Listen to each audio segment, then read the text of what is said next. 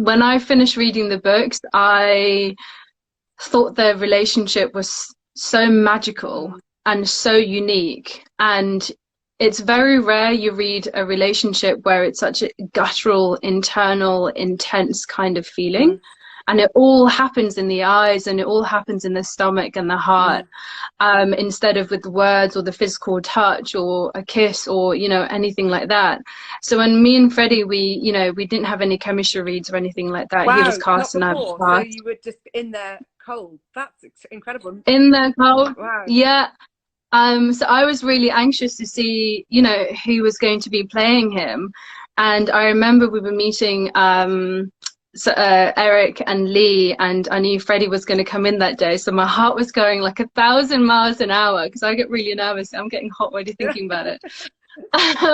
And he walked through the door with this huge smile, such a calm energy, and just these big, beautiful blue eyes. And I thought, I was really happy that we didn't have to, you know, have a chemistry read, because he really, for me anyway, he was a perfect brekker. So when we came together in Budapest, you know, we just geeked out over the books. We discussed, we hung out with the rest of the cast and got to know one another. And what was really beautiful was that we both cared about the relationship so much, and we both wanted to respect, you know, the fans and what Leigh had written. And, you know, we appreciated everything that everyone else appreciated about the relationship. And I think the challenge was, how do you, you know, show this chemistry without, like I said, without saying, oh, I like you, or I like the way you smile, or without holding someone's hand, or, you know, giving them a hug. But I think they just have one of those relationships where their actions speak louder than their words. And, you know, their traumas as well, it kind of inhibits them to be this way with one another. But also right now, you know, they haven't been working for long together, and I think they're figuring their feelings out, and they're realizing what they mean to one another, and perhaps that they're more powerful together. But it's, I want to see cats in Inej, like, have you other crows, other characters, like, what have you seen in that? I don't want to call it a love interest, because it's sort of, it's more of like a magnetic pull that they have towards each other. It's so burn in the books.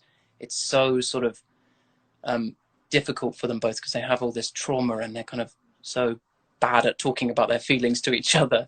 Such a slow burn, and Amita and I really wanted to sort of honor that and sort of keep sort of slow thing that they kind of, but for him to admit by the end of the season that he needs her around, you know, he sort of is huge, and it takes a full 8 episodes for him to get to that point.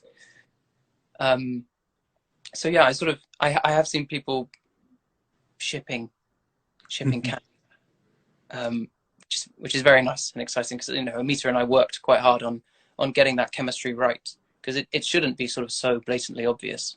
It should should be something maybe on a second watch you go, oh yeah, maybe he did need her from the start, he just didn't want to admit it. Yeah, that's great.